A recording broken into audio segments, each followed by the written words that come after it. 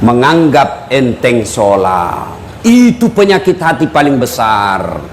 Nah, ibu-ibu banyak tidak sholat. Kapan Ustadz? Ketika selesai haid. Dapat bonus 5 hari, dia tambah 2. Dia bilang suaminya, biasanya kok cuma 5 hari, kok belum sholat, ini sudah 7 hari. Apa kata istrinya? Belum bersih bang, masih ada sedikit-sedikit. Kata suaminya, kok bohong ya? Apa bohong? Saya kasih lihat. Apa mau dikasih lihat?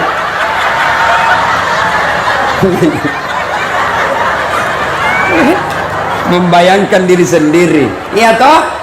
Bu, ada lagi yang bilang begini, Ustadz, katanya kalau selesai haid subuh mulai sholat, subuh kesiangan, pulang lagi besok. Tidak, kalau duhur bersih, duhur mulai sholat. Kalau asar bersih, asar mulai sholat. Ternyata bersih dia jam 8 malam, maka ibu sudah wajib sholat isya. Bersih jam 10, ibu wajib sholat isya kalau malam. Kapan lagi perempuan banyak tidak sholat? Ketika ada pengantin. Apa yang menyebabkan ibu-ibu tidak sholat? Make up. Dia kira dirinya mukanya tembok, coklat, biru, abu-abu, krem, kuning, jil. Malah ada lagi saya lihat itu dia kasih lebih sedikit sini.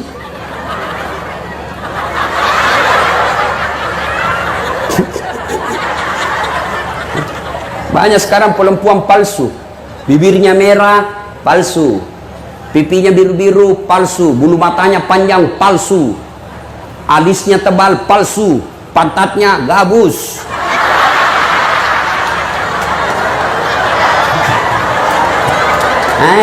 Katanya majelis taklim. Kok majelis taklim begitu? Ayo. Katanya majelis taklim sudah 4 tahun. Kok begitu? Yuk. Apalagi yang membuat ibu-ibu banyak tidak sholat selain make up? Ustadz, bagaimana kalau soal make up? Boleh. Gimana caranya? Wudhu dulu. Ibu wudhu dulu, baru make up. Sudah itu tahan kentut.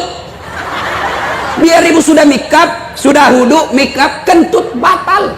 Cuma sedikit keluar Ustadz, batal. Nggak habis, batal. Bagaimana bersentuhan perempuan? Berbeda pendapat ulama. Syafi'i, batal. Imam Ahmad, selama ibu tidak nafsu, tidak batal. Maka saya kalau mahasiswa saya di UNHAS yang cewek, saya cuma begini. Ya dek, kenapa? Dia masih muda, saya juga masih muda. Dia cantik, saya gagah. Mau gue dong, saya pegang mic. Nah, apalagi yang membuat perempuan banyak tidak sholat? Jilbab. Jilbab sakaratil maut.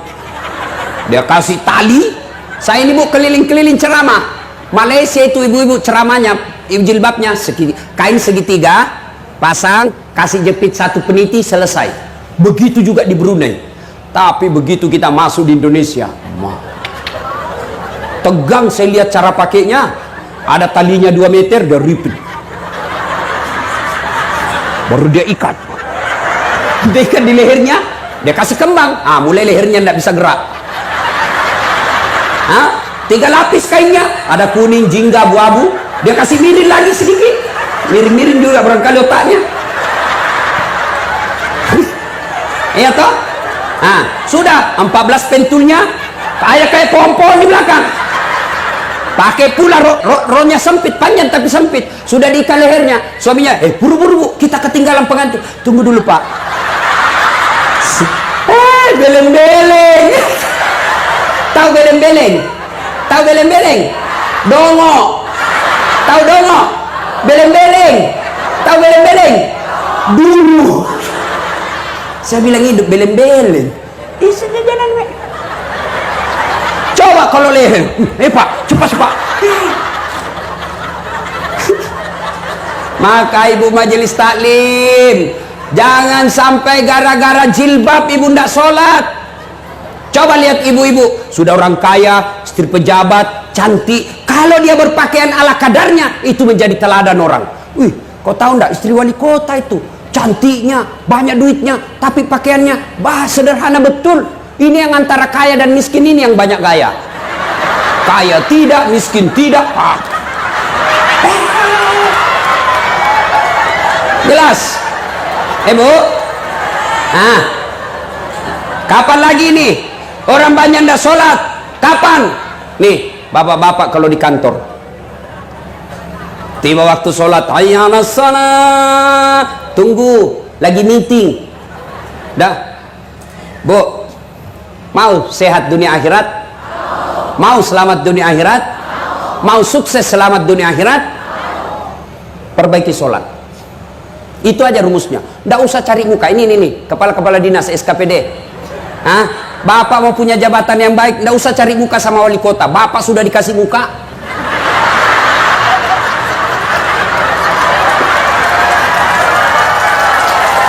Ada juga itu ASN kayak nggak punya harga diri depan wali kota. Ya Pak, siapa? Pret. Yuk perbaiki aja sholatmu, Allah yang ngatur. Kecil itu jadi kepala dinas, kecil jadi camat, kecil jadi asisten. Kalau Allah yang gerakkan, tidak ada kekuatan manusia bisa lagi. Ini, ya Pak, ini Pak, ini terserah Bapak aja Pak. Cemen lu men. Coba, nih Pak Wali Kota, Pak Kapolres, itu ada ajudannya. Coba lihat kalau Pak Wali Kota panggil ajudan, mana dia berani menantang? Ajudan, siapa? Biar lagi ngerokok, dia buang rokoknya. Siapa? Perintah. Ayo. Mana ada ajudan? Panggil, ajudan. Tunggu dulu Pak, saya lagi meeting. Bilang kok dikasih pindah kok. Ayo. Pada wali kota ada habis jabatannya. Allah yang panggil Bapak. Hayya 'alas shalah. Apa jawaban Bapak? Tunggu. Lagi rapat. Ya sudah Allah ya. Sudah kau uruslah rapatmu. Karena wali kota yang ngurus kau. Begitu ganti wali kota, Bapak setengah mati lagi cari muka. Ayo, capek Pak cari muka sama manusia, lebih cari muka kepada Allah. Bagaimana caranya? Perbaiki sholat. Kalau sholat baik, kecil apa yang Bapak Ibu mau. Punya rumah kecil buat Allah, punya anak kecil buat Allah, punya jabatan kecil buat Allah. Allah cuma minta ista'inu bisabri wassalah. Sabar, perbaiki sholatmu. Saya yang selesaikan itu masalahmu. Itu janji Allah, bukan janji caleg. Wah, kalau caleg yang janji kita, andai boleh dijanji kita surga, dijanjinya juga kita surga. Bagi-bagi kartu nama, pilih saya, sama-sama kita orang Bugis, pilih saya, ini. Begitu terpilih dia ganti nomor HP-nya. Nah ya sudah, perbaiki sholat. Adik-adik, ada di sini masih pegawai negeri, pegawai honor, kau perbaiki sholatmu, Allah yang kasih kamu. Wallahi, saya dulu orang susah-susah jadi pegawai. Saya Unhas yang minta saya ngajar, universitas saya minta saya ngajar. Dicuri saya punya berkas, dihilangkan saya punya berkas. Malah Allah lebih murahkan dikasih surat khusus. Coba, kalau Allah yang mau kecil itu jadi pegawai, yang tidak masuk akal saja boleh terjadi kalau Allah mau, apalagi yang ada jalannya. Contoh Bapak, yang namanya tidak masuk akal, ya, Bapak tidak pernah sekolah polisi, tiba-tiba mau jadi Kapolres, itu tidak masuk akal itu. Ayah, tapi kalau Bapak pegawai negeri sipil, mau jadi sekda, itu ada jalannya. Ada jalannya, jadi tidak usah putus asa. Yang tidak ada jalannya saja Allah kasih, apalagi kalau ada jalannya. Mana yang tidak ada jalannya? Contoh saya kasih. Perempuan boleh tidak hamil tidak pernah disentuh laki-laki? Bisa tidak perempuan hamil tidak pernah disentuh laki-laki? Tidak mungkin kata ilmu biologi, tidak masuk akal kata manusia. Tapi kalau Allah yang mau, Siti Maryam, wanita suci, tidak pernah disentuh laki-laki, hamil melahirkan Isa alaihi salam. Cuma sekarang banyak juga yang mau dengan Siti Maryam. Hamil tidak ada suaminya, beleng-beleng. Itu asli beleng-beleng itu. Ya. Ayo. Jadi saudara mau baik hidup ini, perbaiki sholat. Contoh lagi, Ustaz, saya sudah 30 tahun jadi pegawai, kok tidak bisa hidup saya baik-baik, tidak bisa lepas dari kredit rumah, setengah mati saya ini Ustaz. Perbaiki sholatmu bos. Kalau sholat baik aman, ya, sholat baik aman.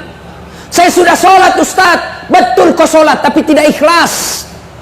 Hayya 'alas shalah, asar lagi. Barusan duhur, aku tidak ikhlas. Saya sudah sholat Ustaz, betul, tapi tidak senang, tidak semangat ketemu Allah. Ada orang sholat Pak, tidak semangat ketemu Allah. Allahu Akbar, Bismillahirrahmanirrahim, Alhamdulillahi Rabbil Alamin, Maliki Yaumiddin, ada kan Bapak bayangkan diri sendiri. Lagi sholat kayak ditiup angin. Allahu Akbar.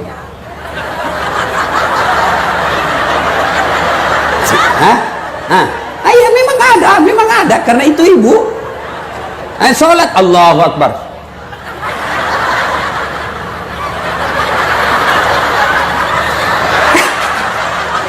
Iya toh.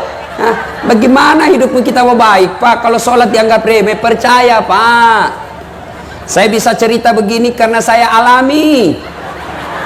Saya pernah jadi cleaning service, membersihkan toilet 4 di Sulawesi Selatan. Travel paling terkenal waktu itu di Indonesia. Saya bilang tidak usah gaji saya, cukup kalau ada undian umroh kasih masuk namaku. Mudah-mudahan saya bisa umroh gratis. Sampai tutup itu kantor, tidak dapat. Ayo. Tapi alhamdulillah saya perbaiki sholat. Sekarang saya punya travel, kapan saja saya mau umroh. Ayo. Saya pernah dihina teman saya waktu sekolah. Saat tidak malu-malu kau pakai cakar. Cakar itu baju rombengan, baju bekas. 10.004 masih bisa ditawar. Saya tidak malu dihina kakak senior saya di kampus. Alhamdulillah saya perbaiki sholat. Sekarang yang pernah hina saya tahun Ramadan lalu yang baru-baru saya kasih lagi zakat, sudah tahun ke-8. Kecil dulu saya jalan kaki pergi sekolah berkilo-kilometer. Alhamdulillah sekarang sudah punya kendaraan. Tidak takabur, tidak bermaksud sombong. Di Sulawesi terbatas orang yang punya seperti kendaraan saya. Dengan izin Allah. Apa gunanya Allah kasih kita? Allah yang punya dunia kecil buat Allah. Allah cuma minta perbaiki sholat. Mau ketemu wali kota susah. Kenapa susah? Bukan sombong, memang protokolernya ngantri kalian. Jadi tim sukses. Datang mau ketemu wali kota, apa kata ajudan? Apa keperluannya Pak? Kata ajudan, saya tidak bisa jelaskan ke Pak Wali. Bapak bikin proposal, datang minggu depan. Datanglah membawa proposal. Kata ajudan, baik Pak, nanti saya kasih Pak Wali Kota, staf asisten, dipelajari. Bapak datang minggu depan. Datang lagi minggu depan. Apa kata yang Bapak Wali Kota? Baru saya mau rapatkan dulu, dipelajari. Sudah, Bapak datang bulan depan. Datanglah bulan depan. Nunggu dari jam 8, diterima jam 9 malam. Kenapa? Banyak ngantri tamu. Begitu diterima, apa kata Pak Wali? Sudah dipelajari oleh staf ahli saya, ternyata mohon maaf, ini tidak bisa dibantu. Kalau saya bantu Bapak, saya berurusan sama KPK. Tidak ada antaran untuk ini. Kau nunggu 1 bulan lebih, hancur waktumu lebih 1 bulan, tidak ada hasilnya. Ketemu Allah. Pagi baru bangun, silahkan sholat subuh, ngadu sama Allah. Tengah hari lagi di toko sepi pembeli, ngadu siang hari sholat duhur. Sore masih sepi pembelimu, ngadu kau dalam sholat asarmu. Selesai kau dagang, sepi pembelimu, maghrib ngadu kau lagi kepada Allah. Mau tidur ternyata pun masih sepi, kau ngadu lagi dalam sholat isyamu. Masih punya bonus kau bangun sholat tahajud tengah malam. Dan 24 jam siapa saja boleh temui. Jelas? Perbaiki sholat kecil itu tidak masuk akal. Saya punya gelar satu dokter dalam negeri, satu luar negeri, bersamaan waktunya. Tidak masuk akal, tidak masuk akal kalau Allah mau. Kalau Allah mau kecil jadi dokter. Maka ibu perbaiki sholat, anak-anaknya perlihatkan sholat. Bapak wali kota mohon kalau ada yang mau jadi pejabat, periksa sholatnya. Gimana caranya Ustadz? Gampang. Suruh datang jam 5 sore. Maghrib suruh azan. Suruh azan, suruh imam sholat jamaah. Kau imam sholat jamaah deh. Kalau bacaannya tidak jelas, malas sholat ini orang. Demi Allah, kalau orang baik sholatnya Pak aman. Tapi kalau tidak beres sholatnya, Tuhannya saja ditipu, apalagi bosnya. Jangan marah ya Pak, jangan marah. Tapi kalau Bapak mau marah tidak apa-apa, saya sudah mau pulang juga. Ayo perbaiki sholat. Yang berikutnya, kalau sudah sholat 5 waktu, maka wujudkan sholat jamaah. Berbicara soal persatuan, belajar dari sholat jamaah.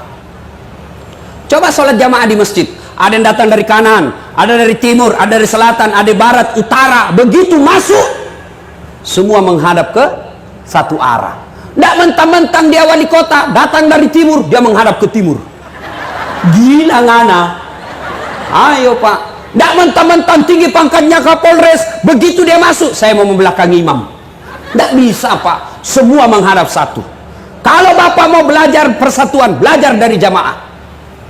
Sholat jamaah, coba lihat. Ada suku Bugis, ada Jawa, ada Madura, ada Medan. Berbeda suku, tapi begitu takbir tetap sama. Sama bacaannya, tidak mungkin beda-beda. Allahu Akbar. Tidak mentang-mentang karena dalam masjid berbeda suku, takbir berdasarkan bahasa daerah. Jadi imam orang Arab. Allahu Akbar. Datang makmum orang Bugis.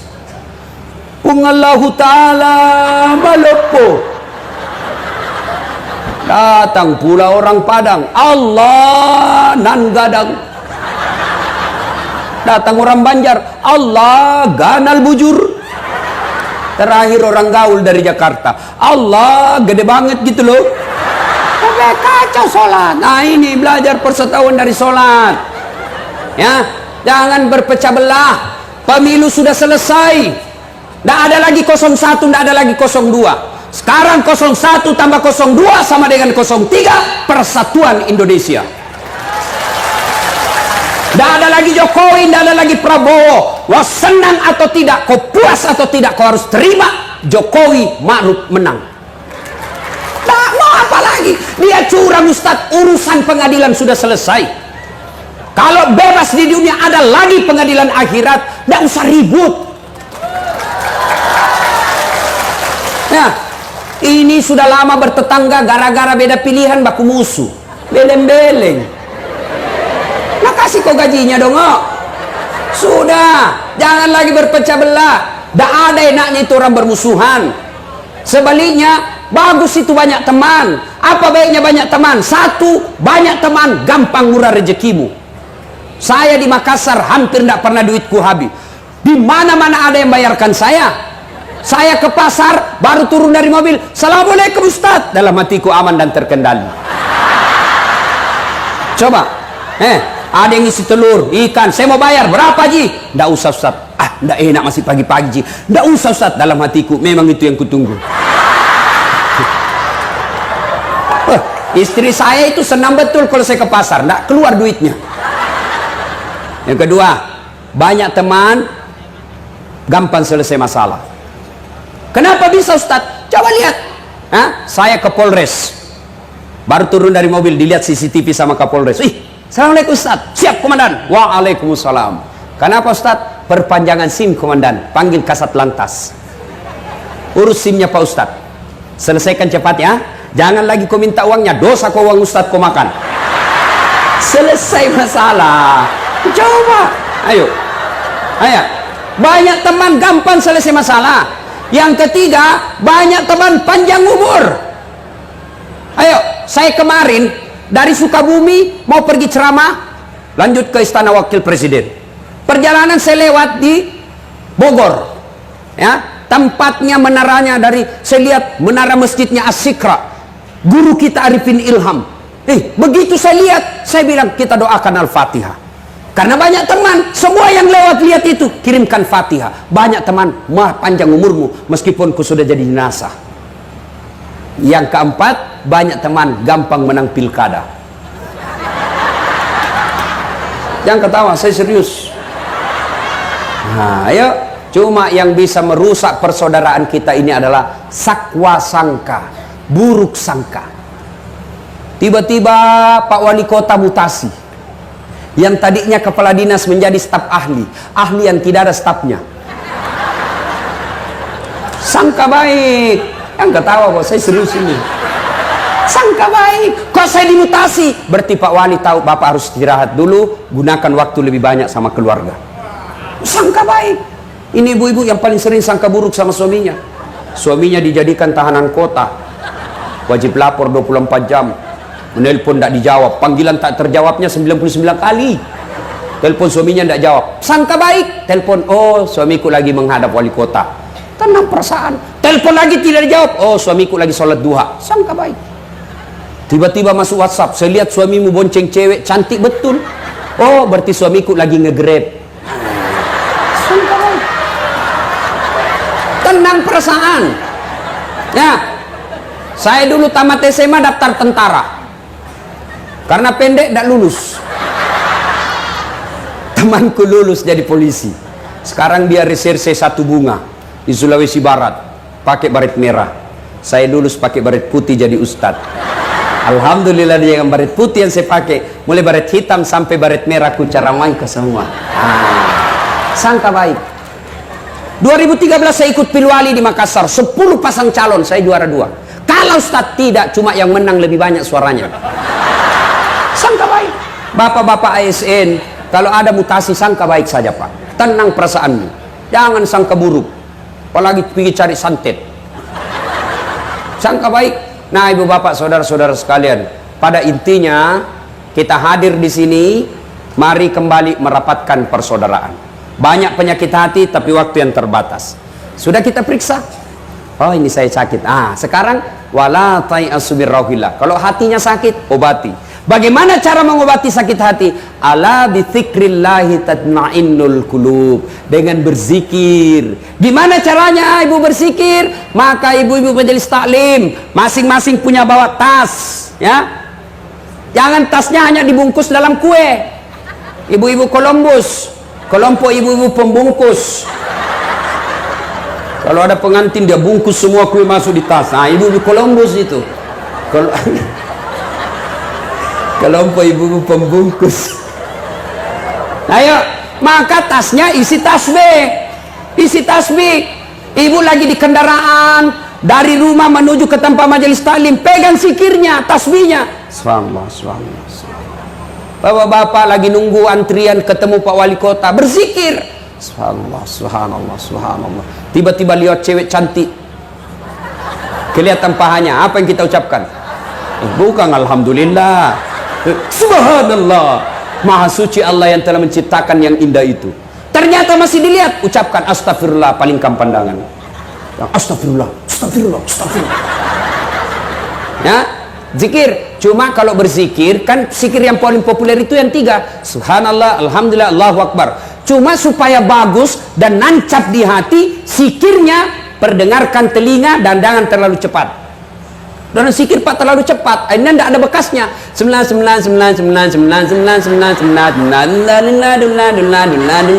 Apa artinya itu bos? Ada dula di sampingnya, apa kau panggilkan saya? Apa panggil? Dula-dula tidak kedengar tadi. Yang bagus. Subhanallah, subhanallah, subhanallah. Alhamdulillah, alhamdulillah, alhamdulillah. Perbaiki. Ibu-ibu, 1 zikir. Yang kedua, baca Quran, qiraatil Quran. Yang ketiga, supaya hati tenang lagi, kalau mulai sakit, perbanyak bersalawat kepada Nabi. Ya, ibu-ibu pagi-pagi lagi goreng ikan, salawat. Salatullah, salamullah.